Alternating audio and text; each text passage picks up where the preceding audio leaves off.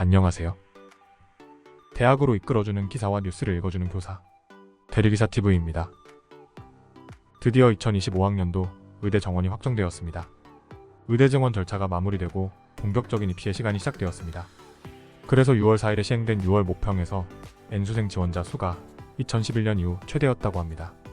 의대 증원의 숫자 놀이는 마무리가 되었는데 과연 의대를 가기 위해서 어떠한 준비를 해야 할지?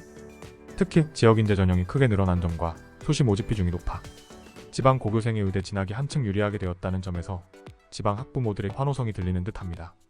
과연 학생, 학부모들의 기대처럼 의대에 진학할 수 있을지, 의대 증원으로 인한 지방 유학 시대가 어떻게 펼쳐질지 이야기해보도록 하겠습니다.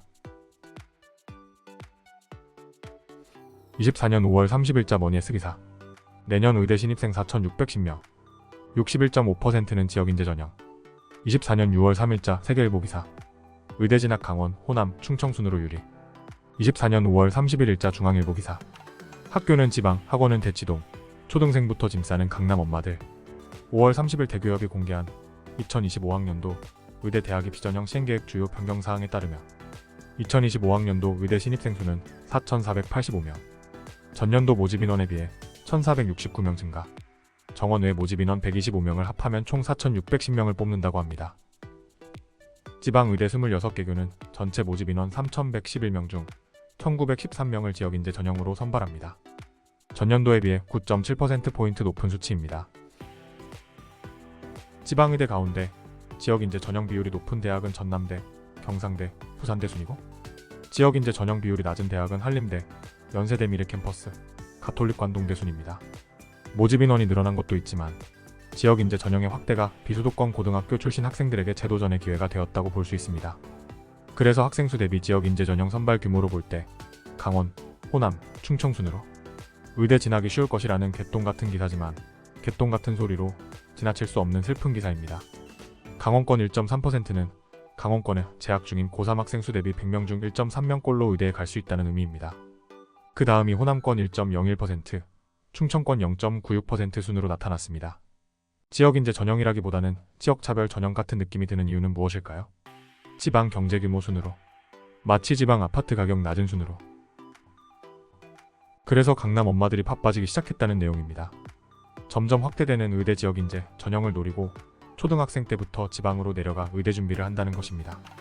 이유는 현 중3이 치르는 2028학년도부터는 권역 내 고교뿐만 아니라 중학교도 졸업을 해야 지역인재 전형 지원 자격이 주어지기 때문입니다. 특히 강원 충청권은 서울과 교통도 좋아 서울 학원가를 오가면서 의대 준비를 할 수 있다고 보고 학교는 지방에서 다니며 지역인재 전형을 준비하고 서울 유명 학원에서 수능 최저 등급을 맞추려고 공부하는 학생들이 늘어날 것으로 보고 있습니다. 이런 기사를 보면 지방의 학부모들도 우리 지역 의대 정원 확대가 우선 좋은 거라고 했던 생각이 조금씩 물음표로 변해갈 것입니다. 중앙일보 기사를 보면 지방의대 입학의 문이 넓어지면서 일부 지방의대에서는 수시 미달 사태가 벌어질 수도 있다는 전망도 나왔다는 기사입니다. 입시업계에서는 지역인재 전형이 대폭 확대되면서 의대에서조차 수시 모집 인원을 다 채우지 못하는 미달 사태가 생길 수 있다고 예상했습니다.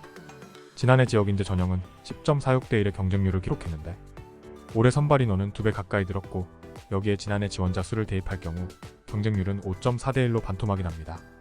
작년처럼 평균 경쟁률이 10을 넘기기 위해서는 지원자가 8,369명에서 16,204명으로 늘어야 하지만 지역인재 전형은 권역 내 고교 졸업자만 지원 가능하기 때문에 지원자 수는 한정되어 있고 과연 N수생이 이 정도로 증가할지는 미지수입니다.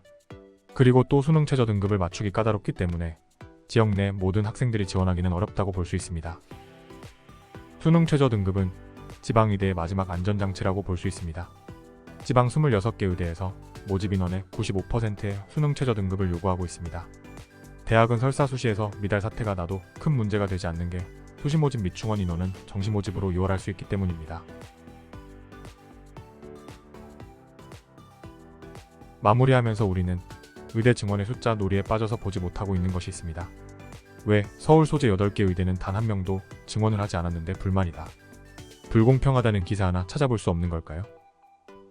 아이러니하게도 지방 의대를 중심으로 의대 증원과 지역인재 전형 확대가 인서울 의대의 가치를 대폭 상승시켰다는 점입니다.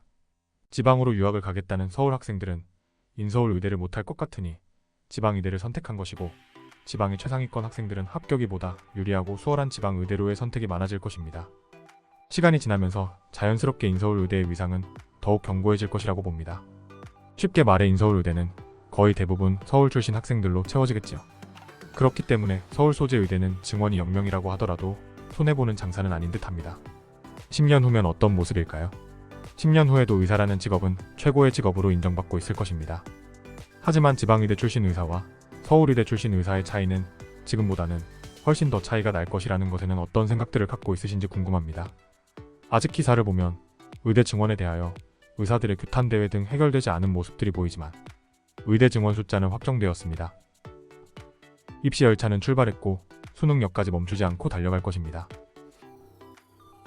지금까지 대리기사TV였습니다. 구독과 좋아요 감사합니다.